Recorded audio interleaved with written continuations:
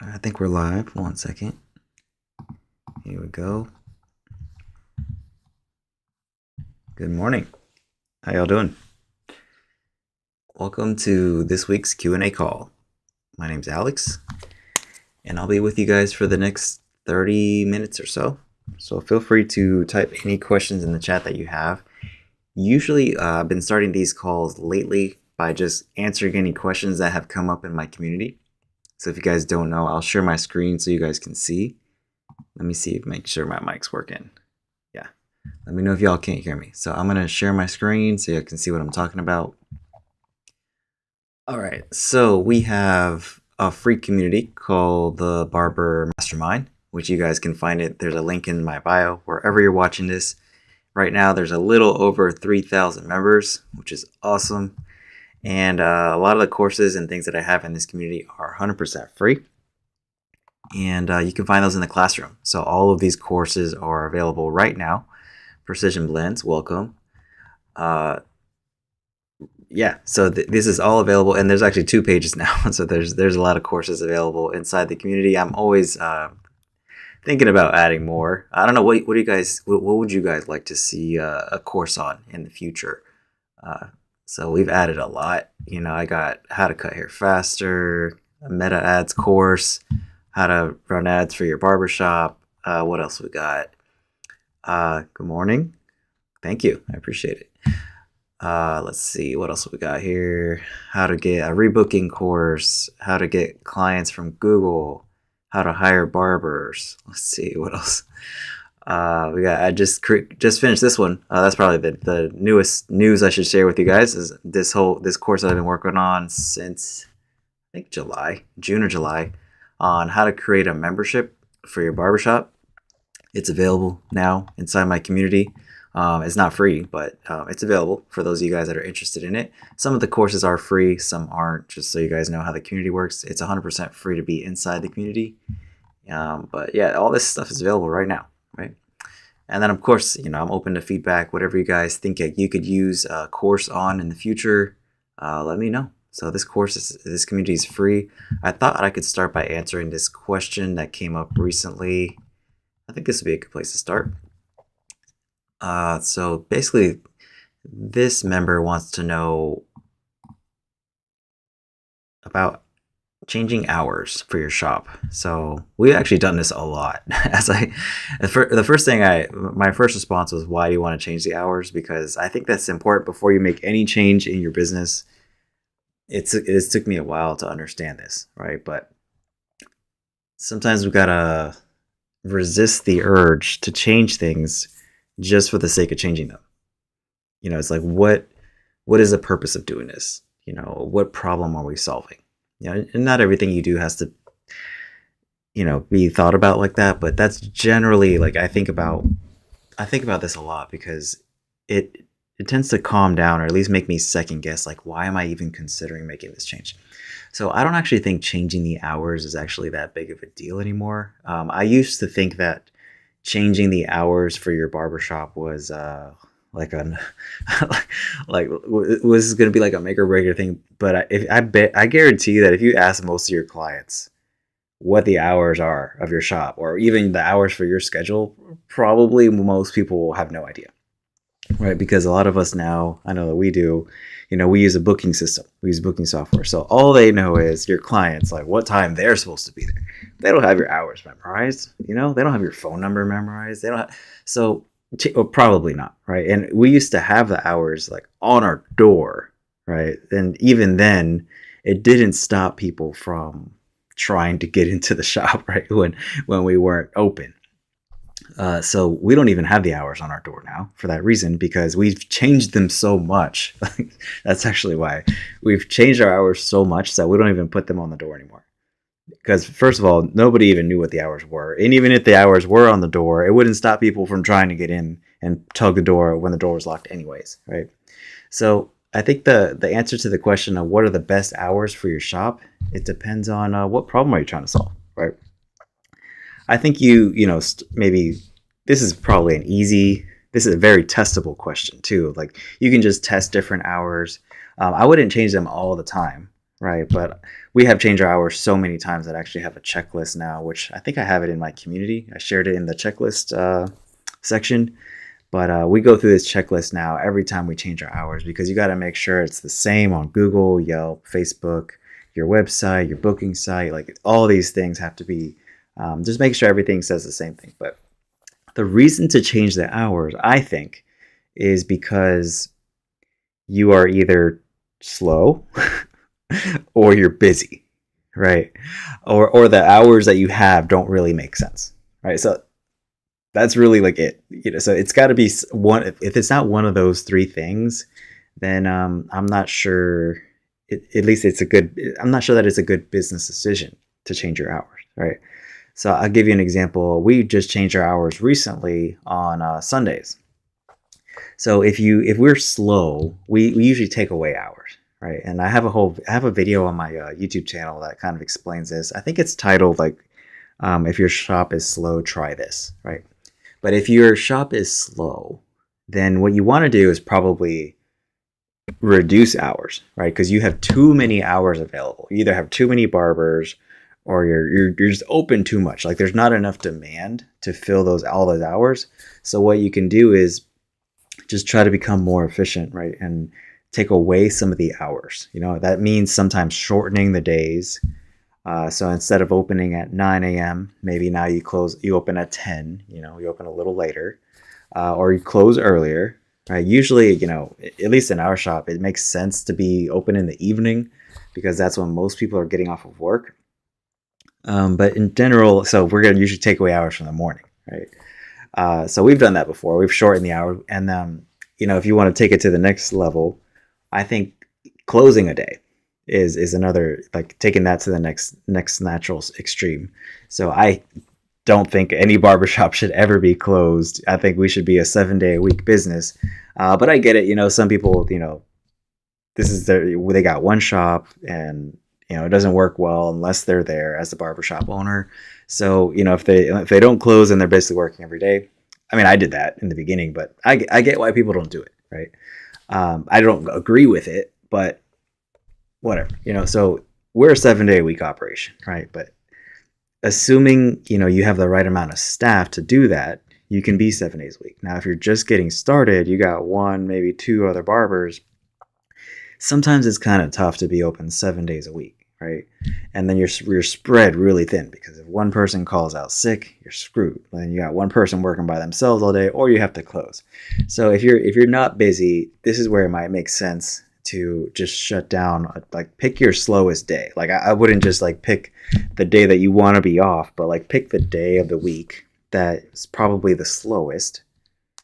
That's the day you close, right? So if that ends up being like a Tuesday or whatever, Wednesday, then that's what you do. Because I think you want to be open on the days that you're going to get the most clients, like walk-ins, appointments. So we track this stuff now. We have a spreadsheet where we track our we call it our productivity. Sometimes you guys might hear me refer to it as utilization. So basically, it just measures this is how many hours you have available. This is how many hours were booked, and that's a percentage, right? So we try to shoot for 80%. 80% or more is considered pretty busy. Right. Once we start to get above that consistently, then we start looking at adding hours. So what does that mean? That means we either hire a barber because that adds hours, or we think about expanding the hours. So we go from, so that's what we just did. We took Sundays, so just one day. We were open. Sunday was a short day anyways, right? But it's the day that consistently for us has the highest productivity. So it's the busiest day, in other words, right? And so we expanded our hours, and we went from 10 to 4 to 10 to 5. And, so far it's going pretty well. Those extra hours are filling up. So it doesn't sound like a lot, 1 hour, right? But if there's 4 barbers working, 1 more hour, that's 4 hours that you just added to the schedule. And we did that at both locations. And so far that's turned out to be, it seems like it's been a good decision because those hours fill up pretty quickly, So that's how I think about changing the hours. If it's got to be like, what's the reasoning here, right? Like if it's slow, you might want to think about contracting, like let's take away some hours until we figure out how we can fill that schedule better, right? If it's busy, you may want to think about adding hours, right? Either hiring another barber or changing the hours of the shop so that you can be open more. That's something actually I'm considering right now, is expanding our hours even more so. But that starts to turn into like a pretty long day, right, for the barber. So the way we might do that is instead of the barber having to be there all day like we've done pretty much since the beginning of opening the shop, what we might do is start to split up the day so that we have some barbers that come in the morning, some barbers that come in the afternoon. And then it's just like the best of both worlds, right? Because we can be open longer, but the barber doesn't have to work like a really long day. And that might also enable us to hire more barbers than we have stations available. We call that splitting stations, right? So we have one barber that comes in the morning. They leave, right? They take their stuff out. Another barber comes in, puts their tools in that station, and now we got two barbers working out of one station, right? So in theory, like both of my shops are 8 chairs. So we could, if we did it right, we could have 16 barbers working out of 8 chairs, maybe even more. But that's I'll let you guys know when I start doing that. We've already done it in the past, actually, and we got every chair full. Every chair is occupied at both shops with a barber. So the next barber we hire will probably be sharing stations with somebody, right? And then the other thing that I would add to this is that sometimes you have the right hours and sometimes you have the right amount of people, but you have too many people working at the same time too. So this is a very like targeted to barbershop owners, right? But you can also think about this as to barbers as well, right? If you're in the shop on a day where it's slow and there's a ton of people working and you're not getting a lot of business, it might make sense to take that day off and pick up a different day where it might be busier so that you make more money, right? Because ultimately, how much money you make as a barber is going to be dependent on a couple things: your sales per hour and your retention, right? So if you're just getting started, it's going to be kind of tough to know what your retention is. You're probably not going to know it for a while, but you can position yourself to make the most amount of money by trying to be at the shop where on the days that you're going to be the busiest. And that's actually how we think about scheduling barbers when they start with us.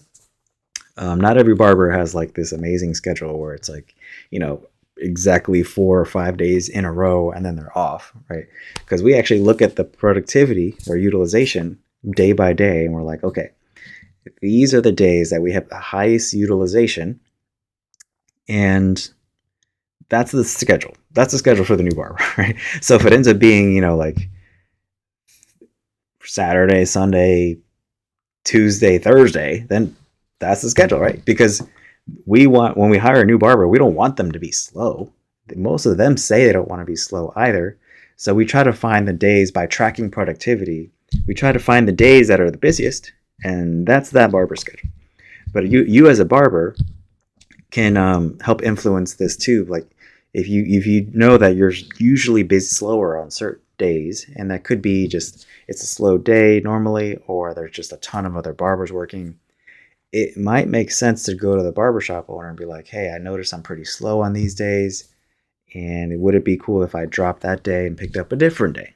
Ultimately, if the barbershop owner that you work for is similar to me and they track these things, they're probably going to be okay with it, assuming that other day that you want to move to isn't slow either, right? Because ultimately the needs of the business come first, right? Look forward to watching after work. Okay, cool. By the way, I'm going to be probably changing the time of these calls. Let's see, because I do realize this is like the middle of the day, if not the beginning of the day for some of you guys. So starting, let's see, next week, I'm just going to experiment. Like we're talking about changing hours, right? So I'm going to experiment with changing the timing of these calls So we've been doing 11 a.m. for the past couple of weeks.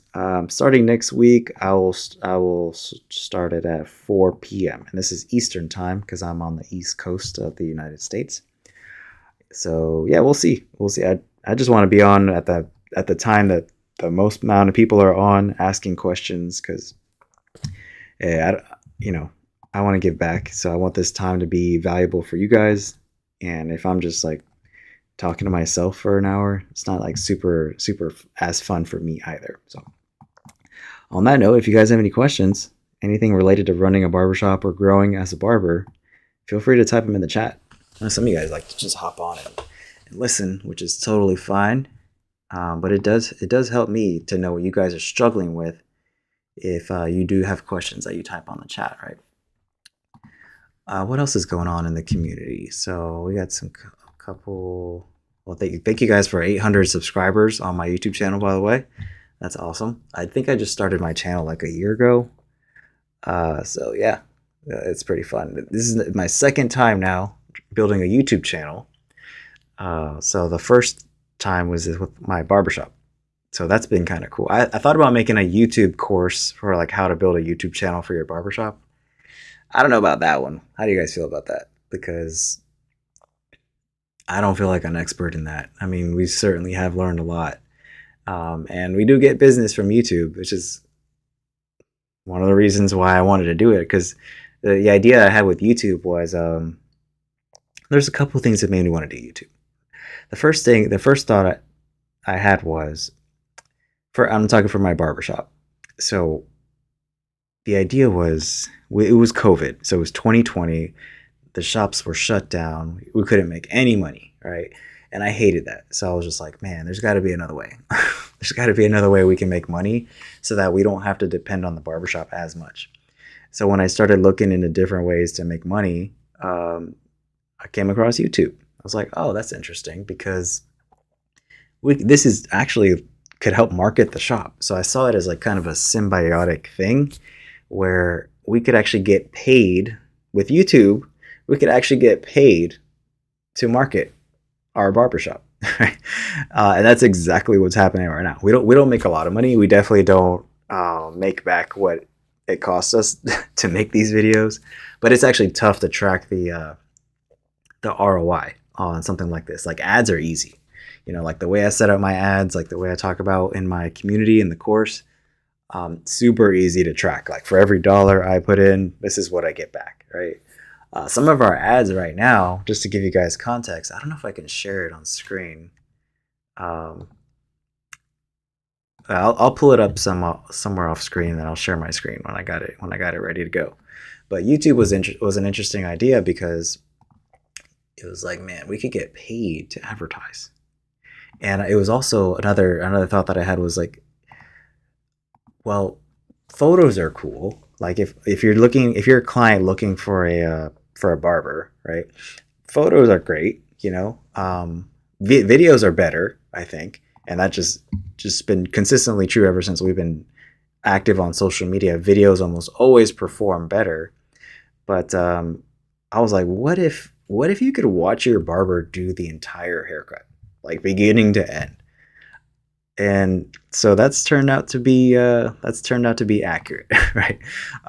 When we started posting YouTube videos, I don't think it's any surprise that most of the barbers that are in the YouTube videos happen to get, a good amount of people asking for them, and I think that's just going to continue to become even more and more true as time goes on, right? Because our channel is growing like exponentially now. Just for context, it took us like 2 years to get from 0 subscribers on YouTube to like to 1,000, like the minimum threshold to get monetized. And then now, I mean, we get 400 new subscribers per month, and that actually grows like over time. This is why I love content, because I like to do anything that you do the work once and it keeps paying you back over and over again. Like I don't know what else you could do besides building a business that you could do the work once and then it keeps paying you back over and over and over again. This is why I love content. I think every barber shop especially should have a YouTube channel, because it's like we're getting paid for videos that we did 4 years ago, 5 years ago, so just every single day while I'm sleeping, like every month, we're getting checks from Google from the videos we made. Now, it's not a lot. It's damn sure not like a positive cash flow type of situation, but it's definitely it will be for sure. And I think it's going to be an interesting tipping point when we start to make more from the YouTube videos than from the clients paying us. So that'll be interesting, because what I plan on doing is going even harder on YouTube when we reach that tipping point, because then it's like maybe we can even do free haircuts. Because if we're making more off the video than we would make from charging them, the client, and it's like, oh, this actually doesn't make sense to charge the client. If we could just make more by putting it on YouTube, then it's like, let's just do that, and I'm sure people have done that before. I've never seen a barbershop do that, like a whole shop. I've seen individuals do that, but I'm like, yeah, why not, But the audience size has to be pretty large. We're at like 14,000 subscribers right now on my Barbershop's YouTube channel. And so we probably got to get like 10 times bigger before we can afford to do something like that. But yeah, let me just share my screen real quick so I can show you guys what I was talking about. So we are running these ads right now on Meta. Let's see. I guess I only have 3 going. No, I think I have more than that. Anyways, these are the best performing ads right now. This one's killing it right now, And this isn't gonna last forever, unfortunately, right? But the return on ad spend is what I tend to pay attention to the most. So for every dollar, it's 3.96 right now, right? So for every dollar we put in, we're getting almost $4 back. So that's a damn good ad, right? And then the one below it, the second best one, is 3.11, still pretty good. 2.31, still pretty good, right? Not bad. I would just, so this one is probably gonna, actually I did shut it off already. So even though we're getting $1.42 for every $1 we put in, I ended up shutting it off, right? Because these are doing so much better. There's no point of trying to save that one. So this is why I love ads, because it's so much easier to get that feedback loop that, with content it's much harder, right? But with an ad, I can be like, does this music do better or does this music do better? I don't know. Let's run both. We'll test it and then we'll see which one does better, right? Do you have an ebook online for barbers or clients? Would you sell them or give them for free? No, I don't have an ebook. I have courses, and those are all available inside my community. Some of them are free too. Some of them aren't, but yeah, I don't do ebooks, not yet. Maybe I will write one in the future. I'm working on a series right now for on my YouTube channel, like the laws of barbering, and I thought about maybe turning that into a book once it's all done. But it keeps getting longer, man. It's like almost every day I think about some new law that applies to our business. Eventually, I won't be able to think about it anymore. But no, I don't have any ebooks. I just do these calls. I put the content out there. So between these calls and the content, I pretty much give everything away for free. But for those of you that want more help, I have courses for that stuff, right? I don't offer one-on-one calls right now. Maybe in the future, I don't know. It's just not really like, it's got to be worth it, because I do actually own a barbershop. Like, this is I don't make money from this. Like, this is just to my way of giving back a little bit. This is makes me feel good. Maybe this will turn into a business in the future. This whole content or coaching thing. It's not really my intention. It's just it's kind of a fun passion project for me and it does make me better. Like, because if I have to teach somebody else, then that forces me to be like, well, I better know what I'm talking about. So no, I don't have a ebook. No. maybe in the future I will. All right. So I think that is all the questions that I got that I was planning on answering today. Do you guys have any other questions for me? I don't have any other courses in the pipeline right now.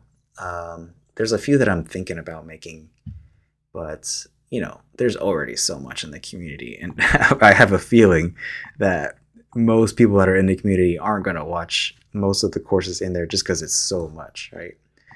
Um, so that's why I'm like hesitant to add even more, right? So yeah, you too. Thanks for hopping on the call. Let's see. Somebody wants help with editing skills. I am not an editor. I mean, I do edit videos, but this is not. I'm not the guy for that, man. There's plenty of other barbers that can help you with that stuff. I talk about business. That's what I know. That's what I practice. I like to hire people that do the other stuff because I feel like they can do it better than me, and it's an easier skill to replace. Editing. I can find somebody on Fiverr that will edit a video for like $10. Where my time's more valuable than that. So I don't spend too much time talking about content because that's also not how I built my barbershop. I built my barbershop through Google reviews, and doing good haircuts, and through paid marketing, running ads. So that's what I made courses on, and that's what I talk about because that's what I did. Now, I'm not saying social media doesn't work. That's just not the tactic that I used. Some people don't run ads at all and built a very successful business doing it that way. I just talk about what I did, and I don't talk about what I didn't do.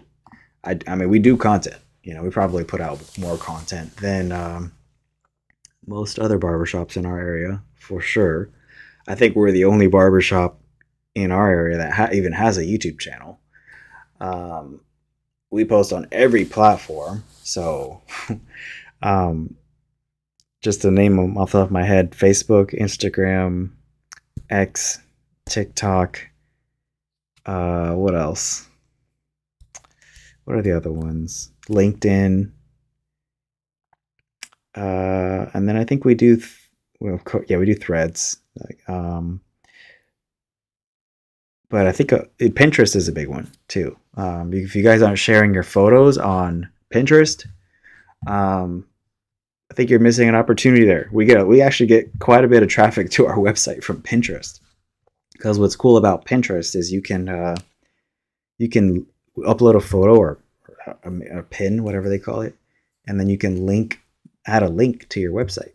So when somebody clicks on the photo or whatever, I don't know exactly how it works, it takes them to your website.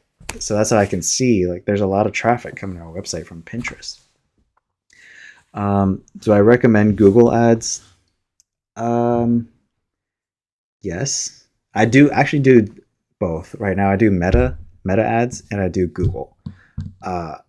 I've run both at the same time, and I've tested them side by side for a long time now, and I still have Google ads running, and I still have Meta ads running. I can actually try to share my screen with you guys, because I shared a few days ago inside the community.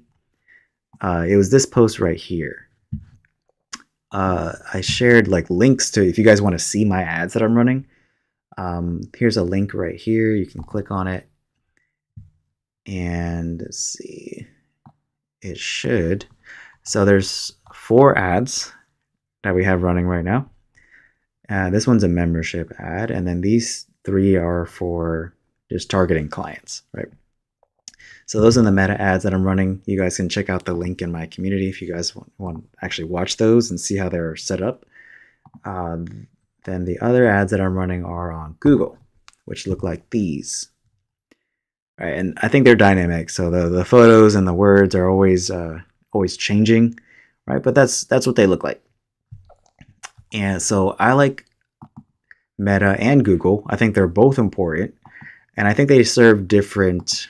They're like different tactics, So what I like about Meta is that think of Meta ads. So when I say Meta, I'm talking about Facebook and Instagram.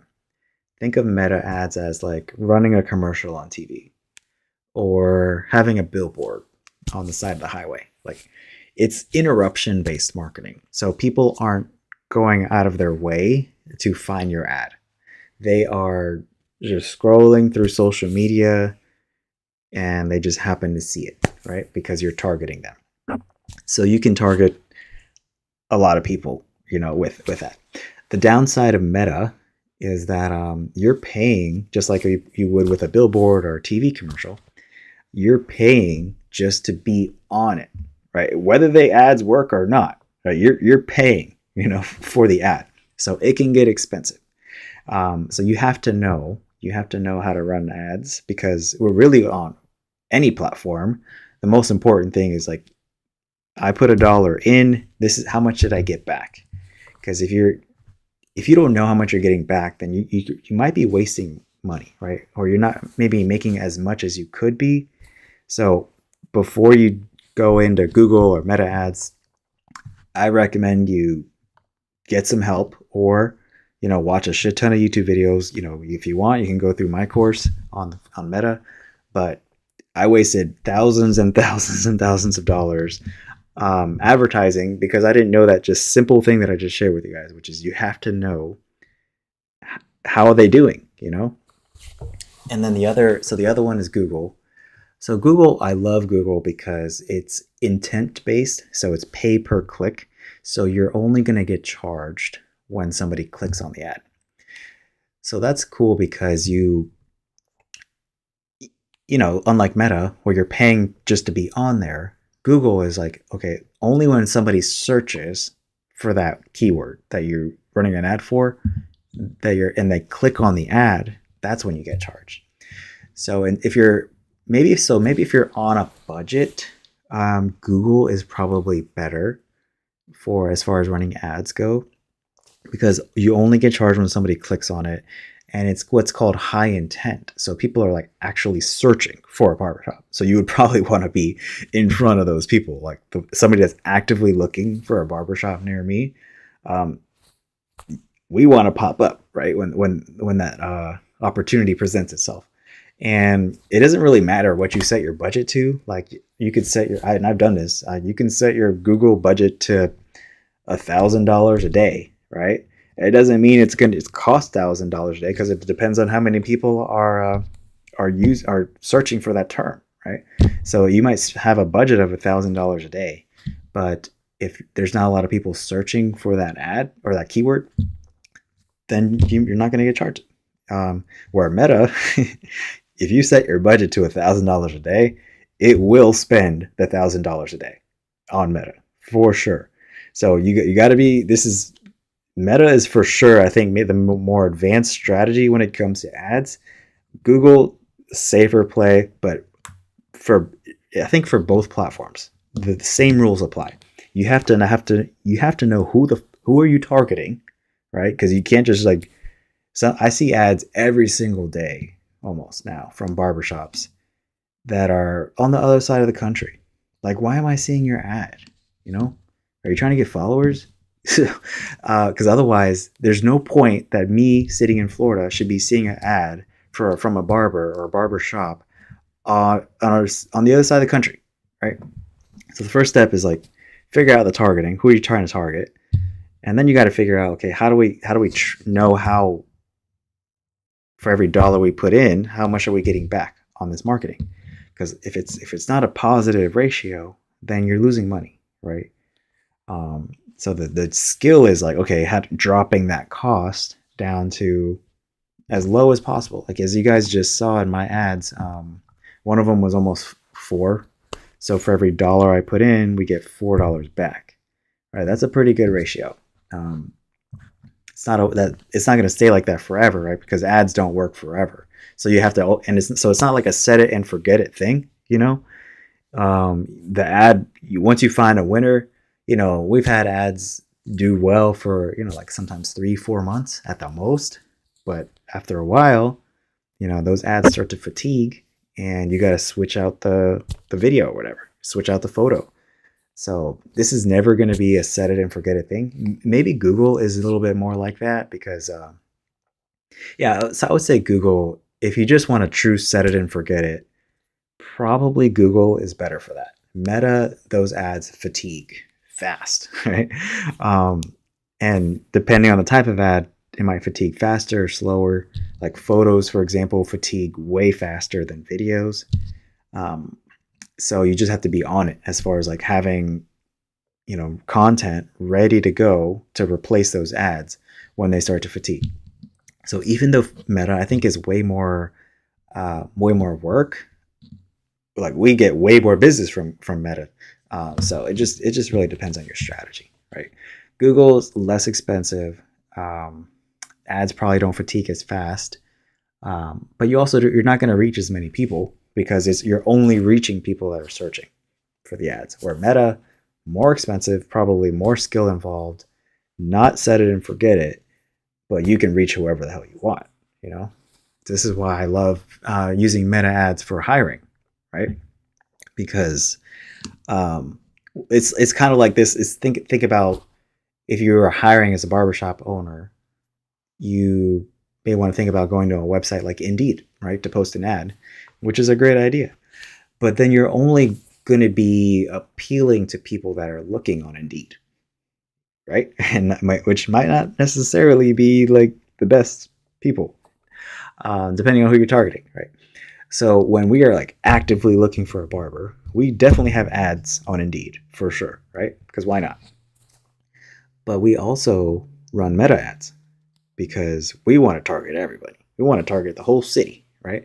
Because the key with hiring with barbers, and I talk about this in my hiring course, which is in my community, but you want to generate a ton of applications, like a ton. Like I would say like at least 100. If you're not getting at least 100 applications when you're going to hire a barber, it's not enough, right? You're probably going to make a hiring mistake, right? You need to start with like 100 and then you whittle it down to probably like maybe 10 people that are qualified. And then you interview those 10 and then you maybe hire one, right? Or two. But the first step is generate a ton of applications. So we run Meta ads for barbers to when we're actively hiring. Well, we're not actively hiring right now, but if we were, the first thing I would do is I would go to Meta. I would flip the ad on that I already have ready to go that's targeting barbers in my city, toggle it on and let it run. And then applications start coming in and then we just filter and we find the best people, we hire them, and then we turn it back off, right? And then Indeed is kind of like Google, for hiring. So they charge you for, I think they charge you for clicking on it. I don't know. Indeed's expensive though. But it's worth it if you need help. It's worth it to be everywhere. How do you quality the copy work? How do the quality copy text work for you? I'm not sure what you mean by that question. But when it comes to ads, everything is testable, just so you know. So the copy, the text in the ad, you can test that. It's really easy to test. So you run 2 ads that are exactly the same and you change one thing. So let's say you want to test the copy, the text in the ad. Well, then you have one that's your original, then you make a copy that's exactly the same, but you just change the text. Don't change anything else. And then you run them both at the same time, and then you get an answer. And you get it pretty fast too. If you have a high budget, you can learn really fast which is better. We do this all the time. Like our most recent, I had a videographer come out it was a couple weeks ago to film some videos for us, and I told him, I was like, look, I don't know which is going to do better, this video or this music versus this music, or this text versus this text. So I want you to make different versions of each, and I'll pay for each one, right? And that's exactly what we did. And that was, I think, a really good decision because it turns out the videos that I thought were going to do well didn't do well, right? And some of the things that we did do well did do well. Like, for example, I can share my screen just because I thought this was a really cool thing to learn, but we relearned. This is one of our ads. Wait, let me see if I can make it bigger. Oh shit. I don't know if you guys can see that, but this is one of our ads. But I don't know if you guys saw that in the beginning. You see this right here? That first second, the first 2 seconds or whatever, that's actually what we're testing. So we had 2 versions of this video that were, one had the text and one didn't. And the one that has the text that says just House of Shaves, Jacksonville, that one actually did better than the one that just didn't have any text. So this is why I love ads, because you can test all of these things. So from now on, we know that every single ad that we make is going to have that text on the screen in the beginning, right? And, we'll continue to test things and iterate. But we did another ad where the video was exactly the same, but we had 2 different types of music. One was relaxed, one was more upbeat.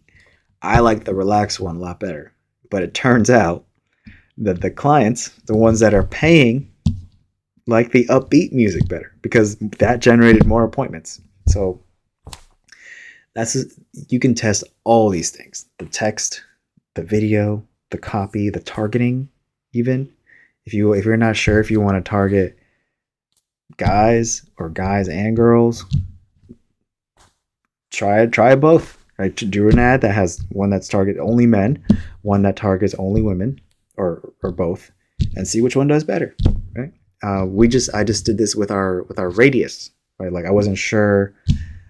We've continued to shrink like the radius of the ads that we've targeted. I think we started at like 20 miles or something, or basically the entire city.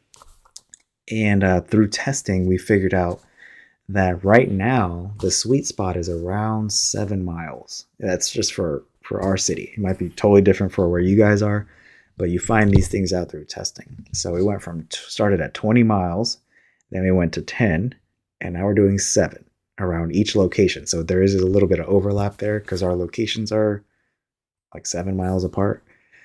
But yeah, we saw that, we had the exact same ad. The only thing that we changed was this one is going to be targeting a 10-mile radius. This one is going to be targeting 7. Run them both, see which one performs better, which one generates more applications. It was the 7-mile radius one. All this stuff is testable. That's the cool thing about ads. Content is way harder. Content is way harder to test.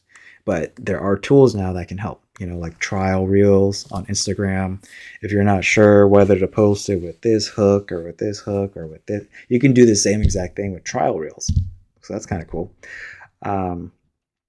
So yeah, I love this stuff because once you find something that works, then you just pour more resources into that,